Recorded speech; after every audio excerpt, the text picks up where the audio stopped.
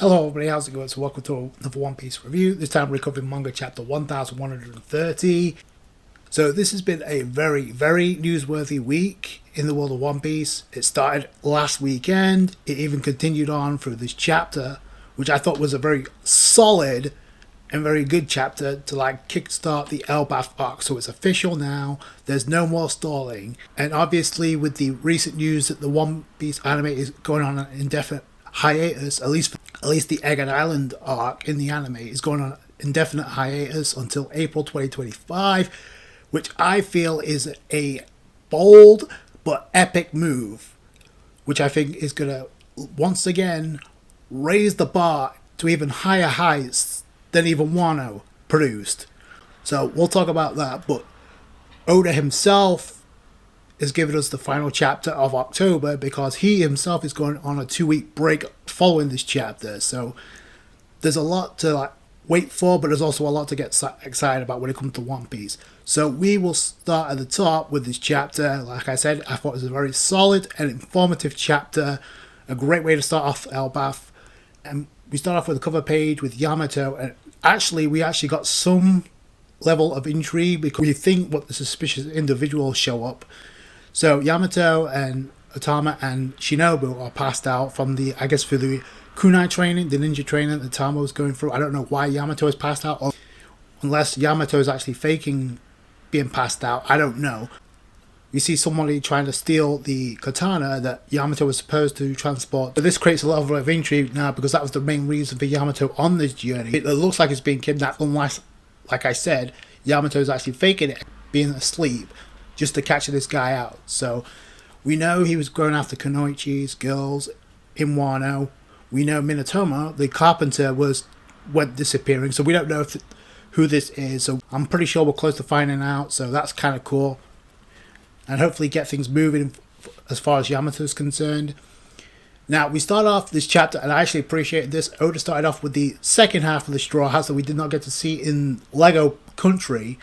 And that being Robin, Brooke, Frankie and Jinbei. We haven't seen Kuma or Bonnie, but we did see Lilf in this chapter as well. We see them talking with the Giants led by Dorian Bragi, and Frankie's like, yo, let's call off the search for now. And Robin explains it pretty well. It's like, yeah, Frankie says they're alive, but Robin pretty much points out it's okay, we'll just wait for them on Elbaf. Little do they know they're already there. But yeah, so I like that. So they're getting things moving, so enough of the stalling. So they're making their way to Elbaf. So I'll get to that by then because it's obvious why Oda did this and why Oda decided to have Robin in this group instead of the group with Luffy. So we switch gears from that and we cut to Luffy, who is literally on Elbaf, and Oda made a point to immediately show the architecture in comparison to what we saw in Lego Country and Lego Town, with the bricks being made out of Lego. Here you see what the structure of the buildings are made out of, completely tied of stone and brick. So yeah, this is legit. So this is actually Elbaf, and you see immediately the tree and as soon as you saw the tree in the background and you saw the rope bridge, the giant long rope bridge that connects to it, I immediately knew where Oda was going with this. So we even saw the castle, which I think is like a reference to, I'm guessing that was what Big Stein Castle in Lego Country was made out of, to reference this castle here, Big Stein Castle. So I don't know if that's the Big Stein Castle that belongs to the prince, or we'll come to find out 2 princes in this chapter. So that was interesting, but immediately it doesn't take long for Oda to kick things into motion here, because Nami immediately says, this place is so vast, it's making me dizzy. Now when it comes to Lego Country, the reason why that was so vast is because of all the huge mirrors that made it seem like it was never ending, but this is more legit. So everything's big, everything's been described as huge. You see the giant, huge, long rope bridge that we see 2 giants walking across. We come 2 giants representing the New Giant Pirates. We know Harry Dean is the leader of the New Giant Pirates. We found that out in the last chapter. So immediately we kind of get to find out they're not as welcome to intruders. So we get introduced to Gerd and Goldberg. Gerd, the girl, is the ship's doctor, and Goldberg is the cook for the New Giant Pirates. So that's actually pretty cool. And they actually go on to address not only about what Harry Dean thinks of the Straw Hats, but also what Rodo, the person come to find out, is the one that that basically treated the Straw Hats as dolls. So I was wondering what was up with that. It looked like we just skipped right past that and we moved on. So maybe we'll get an explanation as to what went on. But here, you see the changing shift. Like Oda got this chapter felt more serious than the previous 3 chapters that we've been given.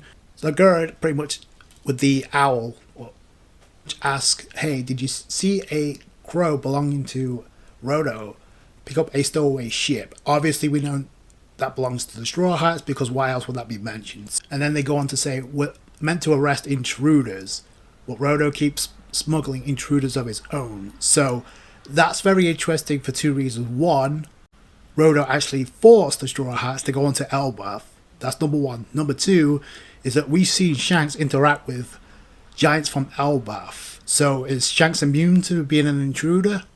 Or does he have like jurisdiction over Elbaf because he's a Yonko? Or does it have something to do with his Figurlang lineage? Well, that's something to keep in mind here, because I don't see the same treatment for Shanks. And we don't know where the kid's at right now. He could be locked up. He went under the water last time we saw after being demolished by Shanks. I predict we'll see Kid again in this arc at some point. But then they go on to say something interesting. And this is the first hint where we come to find out Loki is kind of hostile to the Giants of Elbaf. So they say he's the shade of Elbaf. He deserves that title even more.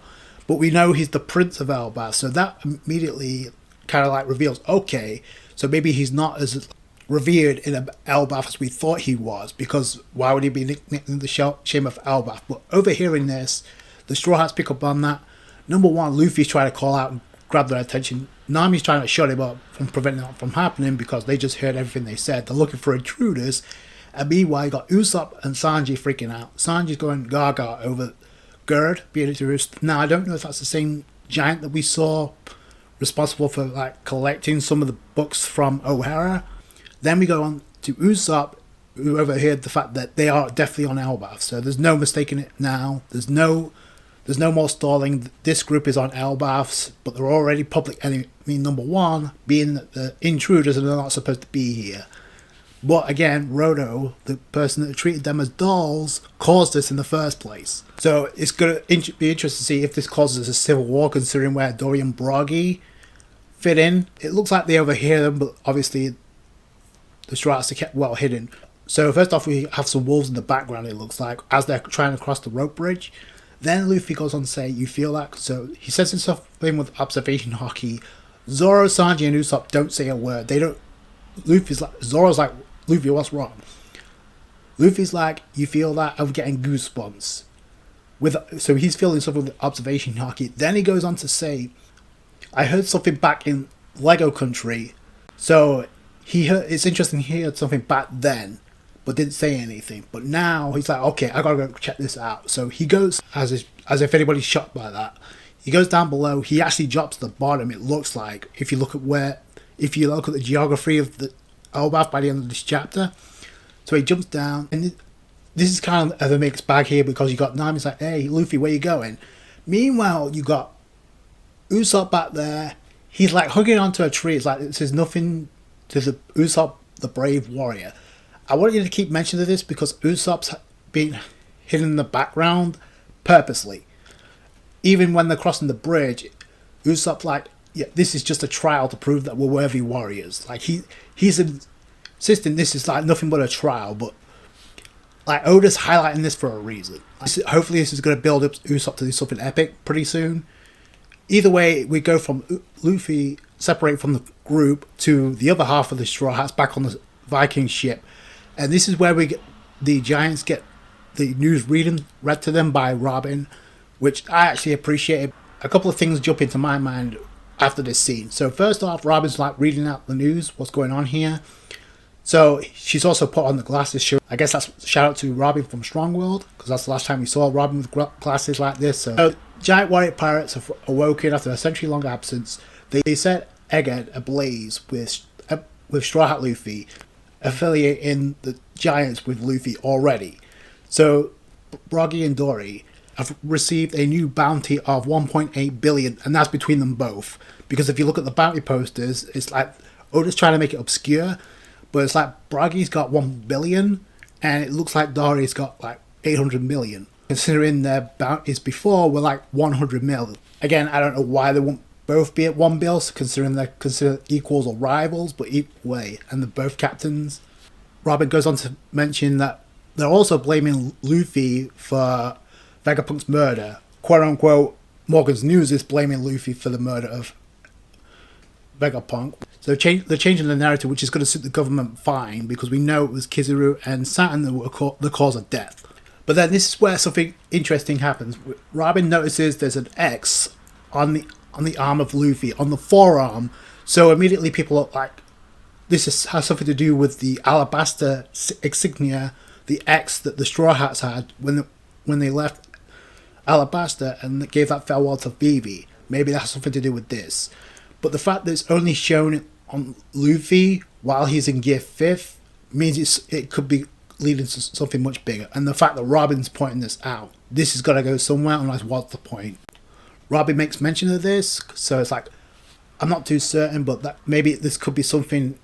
It's plus Robin says it seems familiar, so I don't know if it's referencing the 3D2Y insignia that Luffy had before pre-time skip. So there's a lot of callbacks here, or if it's something to do with Alabasta, or if it's something completely different connected to Gear 5th. Maybe it's the Mark of Freedom. I don't know. This was a very informative chapter to begin Elbaf. This is one aspect that people are going to be lingering on. Then we get the Law of Haradin, which was kind of interesting and surprising. So Bragi goes on to mention Haradin, that young whippersnapper. We heard he's a member of your Grand Fleet. He's under your umbrella. So that brat is known as the King's own kid. So technically he's the son of the king, or the previous king of Elbaf, which we know. So that technically means he's also the prince, but we also know there's Loki as well. So that means they're brothers by default. But we come to find out immediately one's favoured over the other. So he wanted to fetch you himself, but he has seniority, and someone's got to keep an eye out for trouble in Elbaf. And then this is where we get the reveal, like, oh, it started while our captains were missing. See, Elbaf has another prince. When he was born, they called him the Accursed Prince. He devoted himself to darkness, and a few years ago he was sentenced to crucifixion.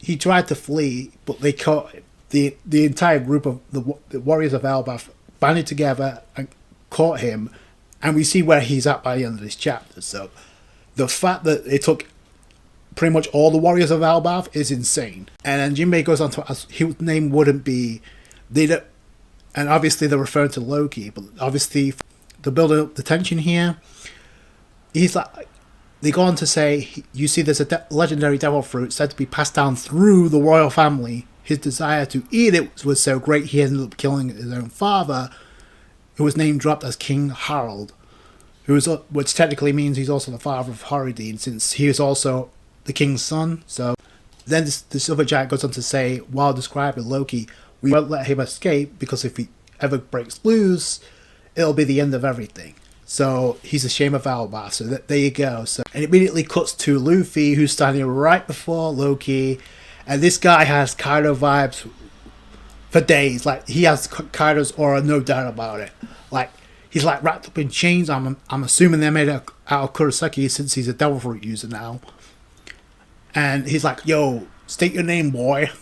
Obviously, Luffy gets the classic response, I'm Luffy, the man who's going to become king of the pirates. And then Luffy's like, yo, where is this place? Who are you? And then Loki goes on to respond, this is the Warland, the mighty kingdom of Elbaf. They say it's the birthplace of war, which, by the way, is a great moniker. And then, I am the sun god who will bring about the end of the world. I'm getting Kaido vibes here. So, I'm the sun god who will bring about the end of the world, Loki. And then Oda finally reveals, like, gigantic tree. It's looking like Luffy and Loki at the bottom. You see where the middle part of the tree, and you see where that's where all the buildings are at. So Oda's using the entire Yggdrasil, the world tree, as the base of Elbaf, which is pretty ingenious. So Oda immediately is hitting the vibes with not only the Yggdrasil tree being the base of Elbaf, but also Loki and The description of him as well as his design matches Loki from Norse mythology pretty well, I would say. I can't say I'm shocked by that, but obviously it's progression. So a meeting between through one sun god to another, Luffy and Loki meet, and that's how the chapter ends. And obviously Oda is like wasting a little time, and like I said earlier, you can see how Oda has like set the tone. The moment we got introduced to the Straw Hats 1 Elbaf, you saw the tone shift. Compared to that to what we got with the mini adventure on Lego Country, yeah, it's night and day. And this guy had the entirety of Elbaf, the warriors of Elbaf, to like lock this guy down. Then I don't know how much of a boss he's going to be once he unleashes those chains. I don't know if Luffy's going to be able to set him free, because if they're made out of Kuroseki, there's not much Luffy can do. I don't know if Luffy would set him free, so that's basically the hook that Oda has you on for the next few weeks. Like I said before, Oda is taking a 2-week break himself, but that's how the chapter ends, and in my opinion was a very solid and informative chapter to start off Elbaf. So finally, like I said, no more stalling, we're finally here, and like I said earlier, it's interesting that now the splitting into two groups of the Straw Hats, we knew that was coming. The way that Oda went about it was kind of confusing, because we eventually led them to Elbaf. So, and the fact that Oda had Robin completely separated from the group that's on Elbaf is completely understandable. Like, you can see where Oda's go with this. If Oda had Robin tag along with this group, then Oda's already rushing the reunion between herself and Jagged Soul, which we know is incoming. So Oda's not going to blow through that immediately. So this is a way to build that up as Elbaf begins. So I appreciate what Oda did here. Again, I don't know what role Nami's going to have, considering she was the vocal point during the whole Lego Country saga. But now we've got past that, it's going to be interesting to see what role she has. Definitely Luffy's going to have a major role on what happens with Loki, considering he's the one that sensed Loki, even in Lego Country. So this marks the final chapter of October, and in my opinion, probably the best chapter in October. What was a very newsworthy chapter, we go to what was a very newsworthy week, and that leads into the announcement about the One Piece anime, at least the Egghead Island arc. I'll get into that in a second. Egghead Island anime been on a hiatus until April 2025. That is confirmed. There was a trailer that was dropped during the weekend. There was a big hype, and there's a big like build up to what this announcement was going to be about the 25th anniversary. We got that reveal in some way, in some capacity. I don't think anybody was expecting this, but anybody with a functioning brain and can think logically understands why they're doing this. So now the question becomes, why did they make this decision now? Why are they choosing to like have this indefinite hiatus until April? Obviously, the answer should be more than self-explanatory at this point. They also mentioned this was done to like give the anime a time to break, to recharge, to like set things in motion, to up the production quality for the second half of Egghead Island. I think it's important to note the last time we got an extended break of any of this nature was literally when the anime was forced to go on a break because literally the world was on shutdown due to the pandemic.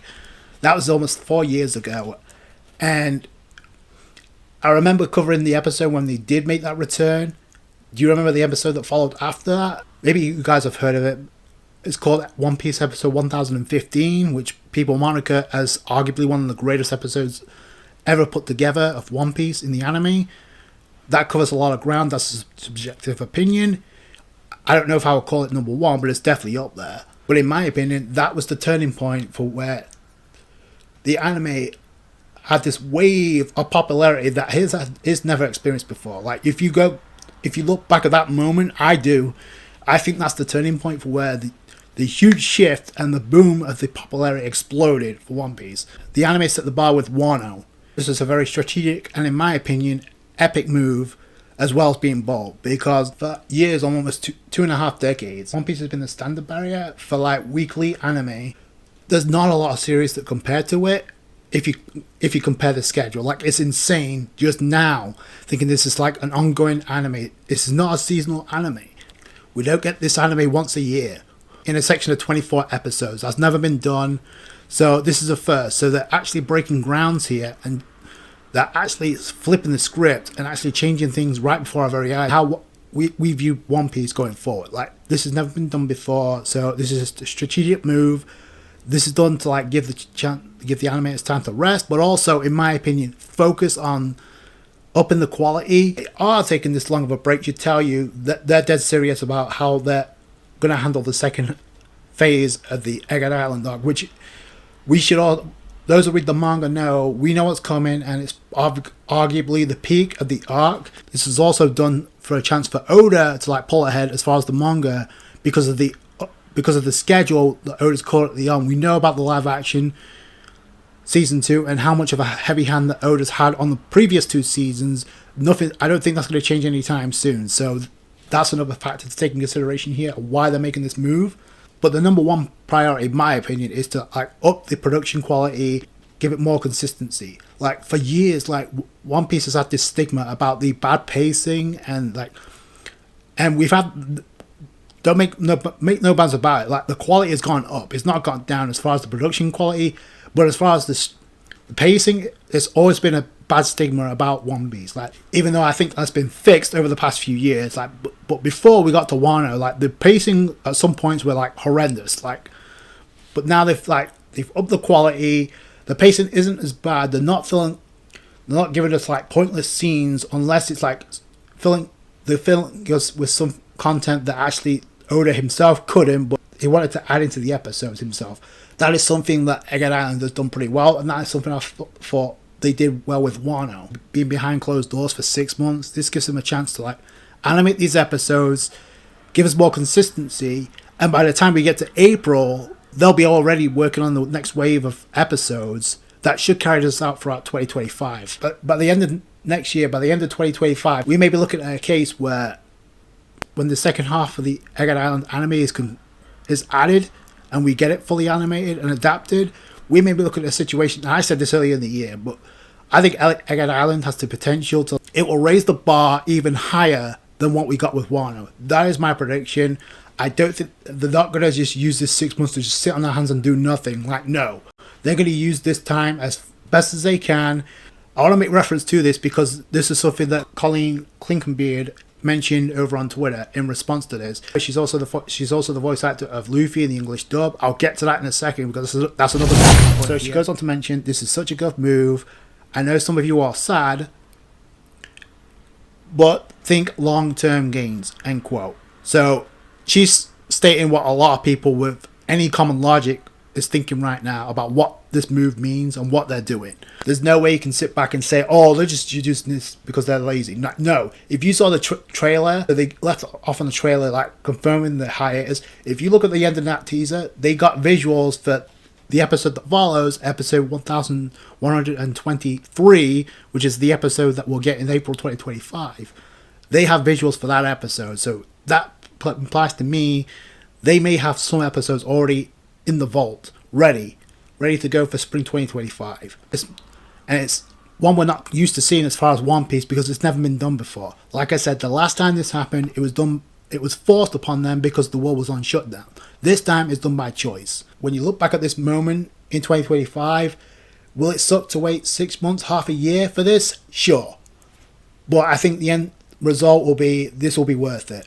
I guarantee you. And let's not forget how they started this arc and started this year by revealing that trailer, the first initial trailer of Egghead Island, and we got the new animation and also how many people jumped down their throats and decide why they're doing this, like why are they changing the animation from what we got with Wano. Gee, I don't know, maybe they're trying to differentiate themselves for what Wano did. Just like then, nobody's questioning that decision anymore, are they? So I don't see anybody questioning this decision by this time next year, because I think the results be more than beneficial. It may blow a lot of other series out the water. They're working on new sound effects and new OST. By the way, I don't think they're going to add new OST to what we've already got. If the first half of what they gave us is in any indication of what we got in store for the second half of Egghead Island, plus 10, it's going to be insane to think about. Like, it's going to blow the first half out of the water. It's going to make it look like child's play, which is crazy to think about considering the episodes we've gotten this year. I'll go back to what I said a moment ago. Since we had like the voice actor of Luffy for the English dub come out give her 2 cents on this. Like, I agree wholeheartedly that this is done as a strategic move. It's a good move, and it's also it's a daring move because they're jumping out of the comfort zone, and not only are they're doing something they're not accustomed to doing, like taking an extended break, but also we're getting it on a new time slot once we do get the return of Egghead Island. So they're jumping out of the comfort zone to like up the quality. So I appreciate because they're taking a chance, and I think it's going to pay off big time. I bring this up because a lot of people see that was another talking point that a lot of people brought up about, well, what's going to happen with the English dub now? Because obviously there's no episodes until April 2025. So what happens with the English dub? Do they catch up, and do we have somewhat of a simulcast once we do get episode 1123? I don't know. It's possible, but I don't think that's not the main objective here. It's to up the quality, give us more consistent episodes on a regular basis instead of giving us bad pacing and recap episodes. Also, it's done to give Oda a chance to pull ahead with the manga, because we don't know where this is going to land. The fact that Oda is already on Elbaf after playing Adventure in Lego Town should tell you everything you need to know. Like, this is what we're gearing up for once Oda does come back in November. So I don't know if it's going to be a simulcast between the dub and subbed, if they do catch up. The one thing I will say is, if they do catch up, and I don't know if you guys are keeping score, but I do, because I actually care. I actually appreciate both. So they're not far off from episode 1100, which arguably one of the best episodes of the year. They're going to get that dubbed. And the one thing I'm interested about is how they're going to handle the whole Emu episode, and because the sub did that justice, like with Emu's distorted voice.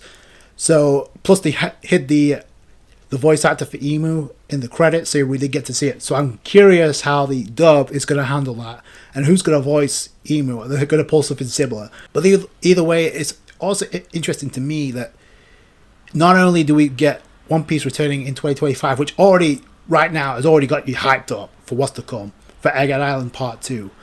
Not only that, but also I suspect we'll get the One Piece remake in 2025, and we're definitely going to get the One Piece Season 2 live action all in 1 year. And I would not be shocked if we got a trailer for the One Piece remake anime. That would make sense, since it would have been a year since we got the announcement. And I also think we'll get a teaser trailer for Egghead Island Part 2 at Jump Festa. That is my prediction. I wouldn't be surprised if we get the live action Season 2. Yeah, we got a long wait to go before we get some new One Piece content, but I think the end result will be, it'll be worth it in the end. It'll suck to wait 2 months, but I promise you it'll be okay. And it's not like we're going empty-handed here. Like the Fishman Island arc remastered and reanimated, and they're condensing the episodes, so they're giving it to us while we have to wait until the Egghead Island Part 2 gets animated.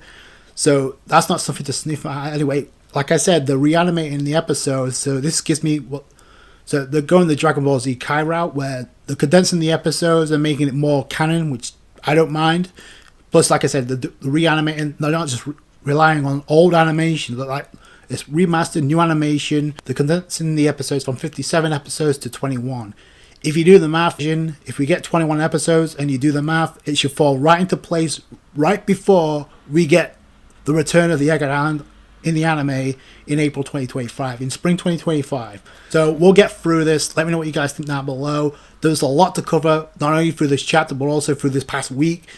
If you like this video, hit that thumbs up. I appreciate that. Subscribe to the channel for more One Piece, and I'll catch you guys later. Thanks, guys. Bye.